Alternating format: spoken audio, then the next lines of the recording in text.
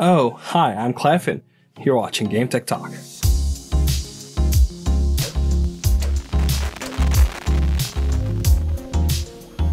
Game Tech Talk is a channel that specializes in tech reviews that is gaming specific. So first of all, the agenda. In this video, we'll talk about, of course, the product, different features that it offers, how it's unique on the market. And I also want to spend a little bit of time talking about the company because I do believe it's going to be a very important piece of information for you as a potential buyer. And last but not least, I'll give you my conclusions on the product, if I think it's a great option or if you should avoid it. Well, first we have, of course, the unboxing. So here is the box of the HexGaming. In the box is another box that I'm having a hard time getting out. So here we have, of course, the controller. Now they have 4 different colorways. I think they just unlocked a 5th based off of the amount of backers or the amount of money that they have gotten from the crowdfunding, which by the way is currently happening on Kickstarter as we speak. Before I forget, HexGaming did send a controller for review. As is always the case with this channel, I form my own opinion and they don't get to alter or change anything about them, and they also get to see the video at the same time as everybody else. And so let's dive in. There's going to be an analogy that I'll have for you guys that'll make it very simple as to what you should expect when you get your own, if you get your own. So in here we have this little box in which you have 8 different caps. We'll put them aside for a second, and beneath the plastic casing, I should say, you have those little rubber that are elastic. You have a manual. You have 2 different heights of sticks. Personally, I use the regular ones, and these 2 I have put rubber on them. Now, just so you know, you have 2 convex ones and 2 concave, so you can go with, these are the tall ones, by the way. And when looking at the short ones, you have, well, that is 3 convex and 1 concave. No, it's the opposite.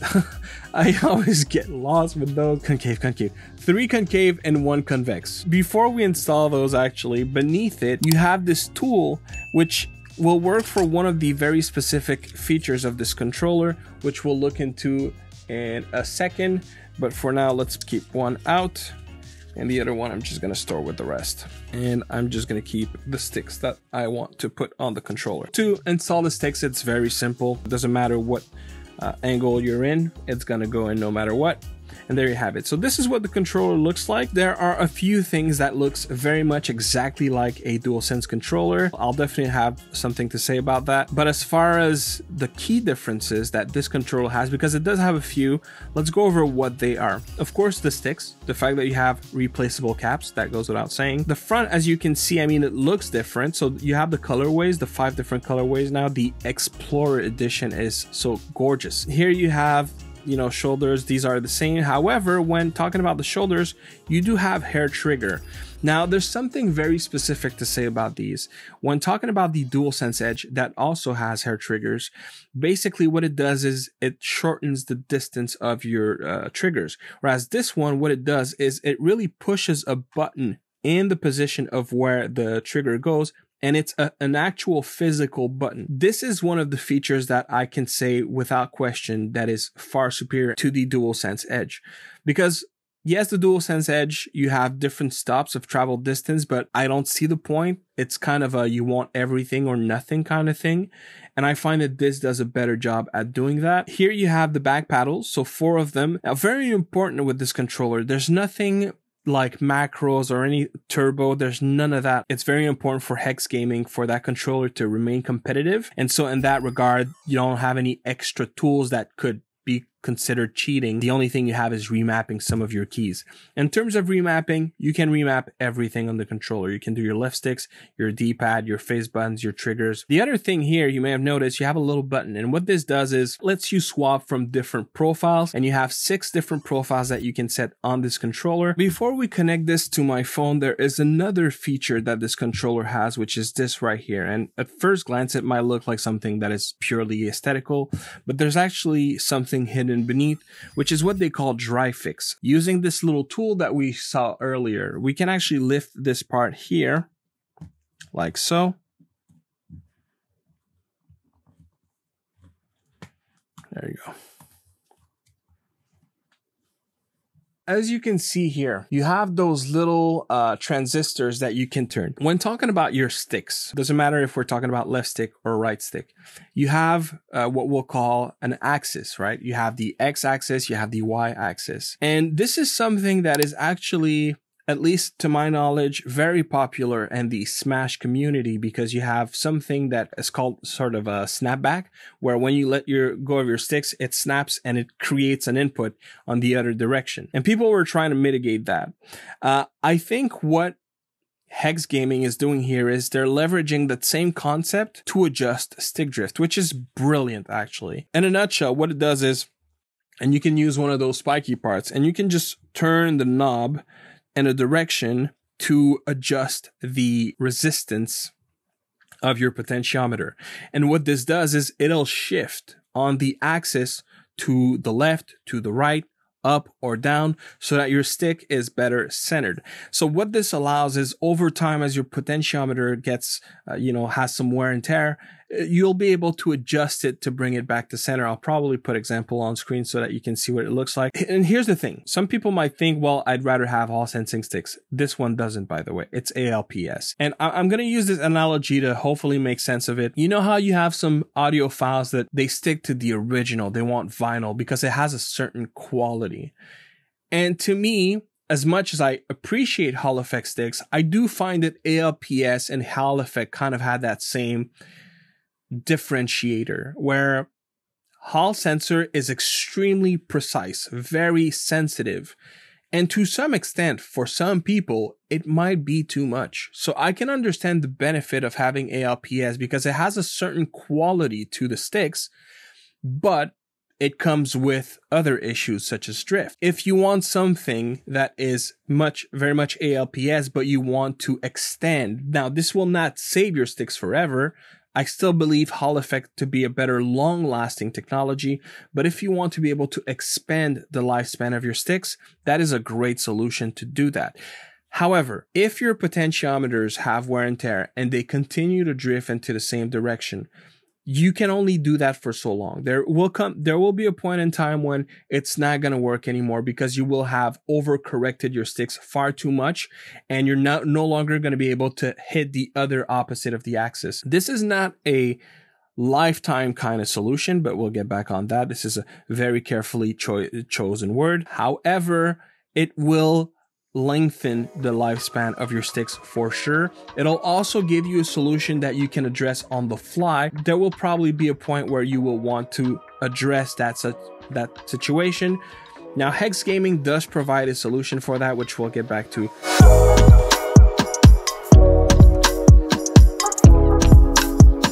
Just much like a DualSense controller, you just hold these two buttons to synchronize it. So this is what it looks like once it is powered on.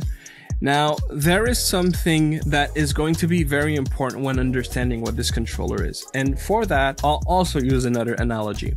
You know how when you buy a subscription and they have multiple tiers, and you have the standard, and then you go to the deluxe or premier or whatever they want to call it, that is that, second tier or upper tier. You always have those little check marks, right? And it shows you what you get in the first tier, and then in the second tier you have everything from the first tier. This is everything that the DualSense has with more check marks. That is exactly what this is, and I couldn't emphasize this enough.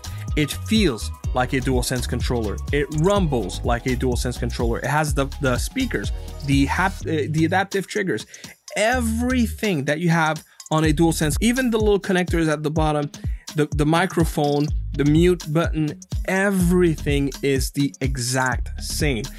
It is so much the same that even when you connect it to your PS5 and you look at the firmware, it is the same firmware as a DualSense, which brings me to this point. In my opinion, is what we're seeing here is it is basically a DualSense controller that they buy, that they modify, and that they sell you. That's what I think it is. And that's why I want to talk about this company, because it's going to be extremely important to understand who you're getting in bed with, so to speak. And you'll see that the theme repeats itself. The DualSense pulls wired at 250 Hertz, and the DualSense Edge pulls at 1000 Hertz. I don't usually do overclocking. but I did an exception just to further prove my point here. Much like the Dualsense, I was able to overclock this controller to 1000 pulling rate. That was very simple, very easy to do. Wired, of course. And here's the catch. If you play using Bluetooth, if you don't play wired, they all pull the same, which my belief was always that the maximum was 500 Hertz, but I actually think these controllers can do more, because I encountered some sort of anomaly where usually, you know, as I'm pulling, I just rotate my stick, I go ham on it, and I get the data. This time I did it being slow, and I noticed that it pulled at 1000 Hertz. Of course, it doesn't cap, but I don't think the problem is the controllers. I do think it's just a Bluetooth limitation. So it does make you wonder, oh, once we'll have newer Bluetooth, will the receiving signal be able to match a higher latency and higher performance and pulling rate? We'll see. That is very me making assumptions on my part. Logically speaking, it wouldn't be the case unless you upgrade the Bluetooth module on a controller. But you know, sometimes the way that we assume these technologies work is not exactly the way that they do. In fact, we had some Bluetooth revision that were upgraded, improved with just a firmware patch. So that could be a thing. Maybe the technology is already there to be able to do 1000 Hertz over Bluetooth when the technology allows it. We'll see. I just want to stress this. In terms of performance, it is the exact same as a Dualsense. And when it comes to the Dualsense Edge, you can easily match it with the Edge. You just have to overclock it on your PC. If you know that you're going to be playing wireless, you're not losing anything. You're not making any compromises. And the reason why I say that is it's not the only pro style or elite style controller on the market for PS5. And most of the other options on the market that doesn't seem to follow that profile, they are underperforming versus the Dualsense controller. It's a very well documented fact. I'm not going to point any names. I'm not going to point any fingers at which brand, honestly. Like if it's not Sony, you can usually expect that it'll underperform. And it is not the case here. That brings me to Extreme Rate as a company. Because here's the thing, HexGaming, which is the company that makes this controller, they are in fact Extreme Rate. And Extreme Rate has been around for about 15 years. If you've ever modded a console, a controller, it's guaranteed that you will have run into Extreme Rate. And that's why I feel it's important to talk about this company, because HexGaming, you might think, oh, they're new, they haven't been around for long, and they do Pro Controller for Xbox and PS5.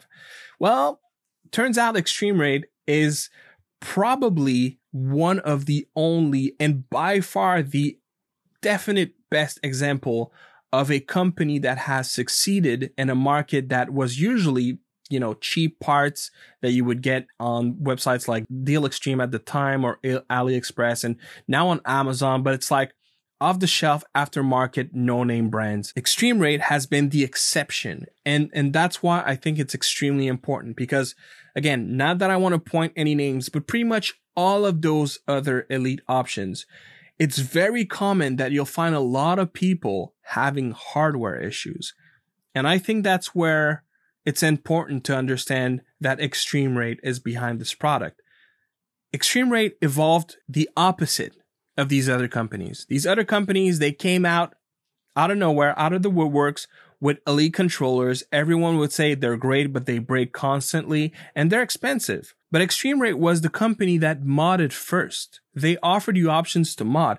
That is Extreme Rate. I did that mod. In fact, I have a video on my channel doing that mod, and I compared it to the Dualsense Edge because it has a lot of benefits compared to the Dualsense Edge. And it's kind of the same thing when we're talking about HexGaming and Extreme Rate. The one difference is, rather than telling you, here's the tool, you have to do it yourself, they now offer you a solution key in hand where you don't have to open your controller and do any soldering. Rather, they give you something that is already cooked, already baked, and here you go. And you have other features like basically this back cover, the hair trigger mod. I'm pretty sure that you can individually buy those mods and mod it yourself. The DRIFIX, I don't think. I'm pretty sure that is new and that is specific to this product. All in all, this is a great product. This is an awesome product even. But you do have other solutions out there on the market to sort of create almost all of what this is. But here's the thing. They'll do it better. That's the truth. They'll put you a nice cover. They'll give you a very concise look. And they'll give you a lifetime warranty. And that's the thing. In this market of Elite Pro controllers, they're the only ones to do that.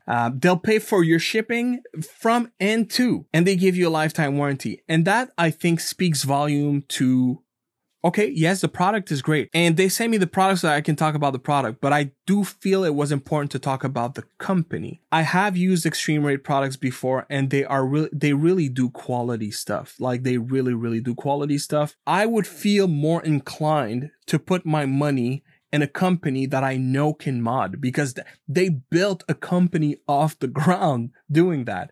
Who else off the top of your head can you think of that is a company that was only doing modding? And I'm not saying a company that has mod options. No, I'm saying a company that this is all they did for like 12, 13 years, because HexGaming is fairly recent. That's all they did. They only sold parts for DIYers like you and I to mod our controllers. Now they're deciding that, hey, we can offer the service to you. You guys want us to do it? Okay, we'll do it. Here's the Pro controller. Anyways, I'm sorry I really expanded on that subject, but I do believe that it's important. And as consumers, yes, we indulge into products, but again, personally, I like to know who I get in bed with, because I think it's important. And that makes me trust the company in the future. Anyways, okay, I'm getting sidetracked here. Here's the interesting comparison that I believe we should make. Why would you go this one over the Dualsense Edge? Well, arguably, the Dualsense Edge has features that you won't find here, and vice versa as well. Now, when it comes to the buttons, when it comes to performance, when it comes to feel, it's pretty much the same, right? The rumble, the adaptive triggers, as we said, it's the same. But here you have the possibility to change your modules. It's very easy. Of course, the modules are quite expensive. I think they're like $30 a pop for one stick. Oh my Lord. But yes, that's what they charge. You have 2 paddles. You don't have 4. And the hair trigger is not a button. It's actually a distance travel corrected in software. The big reason why you would want to go Dualsense Edge, and really there's only one reason in my opinion, is the software. That's the only reason. I'm not the kind of guy that will adjust my stick curvature. I come from an era, I grew up on Street Fighter on Super Nintendo, and I would change my buttons. We would swap every time we would lose, and people would hate me for changing my buttons. So I kind of grew up with this mentality of, you know what? I'm never changing anything. I'm learning to adapt to the game rather than having the game adapt to me. And it's probably not the way to think, especially if you're a pro, but I'm just being honest about it. For me, the stick curvature is not important, but I do want to address it. It's not a feature here. However, I would argue that it's easier here to change your profiles, because all you have to do is double tap and you'll see that the color changes, and that'll change your profile. But when talking about the profile, what will change is actually the value of those back buttons. Everything else will remain the same because it is, you know, the exact same controller. So this is something that you want to keep in mind. Yeah, but for everything else, you're not losing any feature. And I really spent a lot of time trying to see, oh, maybe the speaker is not as good. No, it sounds the same. Maybe the triggers are, you know, the rumble is not quite the same. No, they're identical. And that's the part that I even wonder, because I scoured through their entire Kickstarter, and nowhere did I read that it was licensed. And that's why I think they buy a DualSense controller, they strip it, and they rebuild it with their shell, with their look, and by modding it, doing some soldering work. If you like to repair your controllers, I don't know how easy it is to do here, because I know how to open a PlayStation controller. You go from the bottom, you push it out. I would assume it's the same, but here you have like those grips. So I don't know if it's glued or anything. So I decided not to try to open it. I'll leave that to someone else that, you know, is interested in doing it. All I know is if it breaks, I'll just go to Extreme Rate or HexGaming because I trust their expertise. I have in the past for my own purchases, for my own DIYs, and they've never disappointed. That's not to say that this product is perfect. It is not. There are a few things I would assume. I haven't cleared that out with them, but I will after this video is out. I would assume that I have an engineering sample. Now, there is one very little thing. I don't consider it a defect. I would consider it to not be the case once, they ship to backers. But again, in the interest of full transparency, I do want to address it. The D-pad feels exactly like the PlayStation 1, identical. But for some reason, and though it doesn't feel different, there's a little bit of a sound when I hit up. So let me put it close to the mic. So you hear the difference? And when I go with this, you don't have that. That's the thing. Assuming that I'm right and they're opening DualSense, maybe just the membrane is just ever so slightly off, and that's what I'm hearing. Maybe it's easy to open. Maybe they'll have a tutorial on how to open it. If that was the case, I would probably open it. I just don't want to risk breaking something or having the glue for the grips are not as good or anything like that. So that's why I'm not doing it. And really, it's not the end of the world, but it is something to note. The biggest con with this controller, because I should probably address the pros. The reality is the DualSense is, for many reasons, the best controller on the market. But this one closes the gap in terms of features that the DualSense Edge has that the regular DualSense doesn't. Now, again, you could mod if you want to do it yourself, and it might come out a little bit cheaper, maybe not by a lot, because just that mod for those 4 back paddles, which are different, by the way, I think it's $50 or maybe 40. And then if you want to do the hair trigger mod as well, and then you have to do soldering. So that depends on how comfortable you are if you want to do this. But yes, for all the pros, you have modding wizards that makes your controller. So in that regard, I don't think any of us can do any better. That's, again, a company that built their name on doing that. I trust their expertise far more than other brands that capitalized on the pro and elite moniker and put out products on the market that did not last the run. There is a con, however. There is a con, and, well, there are two, actually. I have 2 cons. First is the rubber. I'm really not a fan of those rubber little thingies. Some people might like them because the benefit, first, you're not going to scuff and scratch the edges of that circle, and that's fine. And that's, part of the goal. The other thing is, because it's sort of elasticy, it will give you a little more control when moving your sticks on the edges. Now, some people might like that. So my con is not so much that the rubber is not good.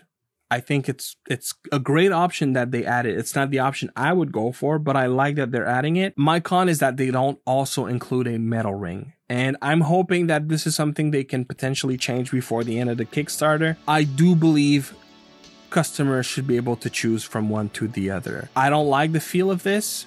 I feel like a metal ring would be better, so I feel like it should be included. That's con number 1. Con number 2 is one that I'm a little more concerned with. Now, the attachments to put in your caps, very easy to put in, very easy to put out, way too easy for it to go off. If you're the kind of person that really hits your stick, it's really a question of time before it's gonna, for some reason it's not doing it now, but I assure you when I was testing, okay, there you go. See, and I'm not particularly trying, it's just those sticks, they don't hold as well as I believe they should. And you have to keep in mind that, oh yeah, okay, that my thumb went under, that was not on purpose, but it can happen. And it can happen, especially if you use the tall ones. And that's the part that I'm not gonna get up to go get this one. So I'm gonna put this one temporarily. I don't know if there's gonna be a possibility for them to revision at this point, but I do feel like there's a too high likeliness for those sticks to get off, especially if you play like some high tension kinds of games and you don't necessarily, like, you're not focused on pushing your stick in a way that it's not going to come off. And that's the problem that I have with it. Whenever I'm doing those readings for the pulling rate, every time, like, it almost always came out. It's, see, like, I'm not particularly trying to get them out. It just so happens that it's too easy for them to get off. And that is by far my biggest con. If it was a magnet faceplate, we could easily lift it and change those sticks, but it's not the case. I'm really hoping that they have a solution for that. I'm not looking to put glue on my sticks, but it's that bad in my opinion. If they don't have a solution for that, I'm gonna have to put like a little smidge of glue and just make sure I choose the ones that I like and never change them again. And so that is it, guys. The Phantom from HexGaming, in my opinion, they are lovely controllers. I will officially be replacing my Dualsense Edge on my PS5 with this one. I will still keep my Dualsense Edge for my PC, but oh, and actually I'm a PC guy and I didn't even mention that. Everything that you can do on PC with a Dualsense, you can do here. You know, just making sure you guys know. So it works with the Dualsense X software. It works with Steam inputs. It's a Dualsense controller. It's a Dualsense Plus or Dualsense Pro. I'm sorry, it's the Phantom HexGaming. But yes, all kidding aside, great controller, great product. Few little quirks to fix, and so thank you very much HexGaming for sending it my way for me to review, and I hope you guys liked the review. I hope you enjoyed the content. As always, if you did, make sure to hit the like, subscribe, and I'll see y'all on the next one. Peace.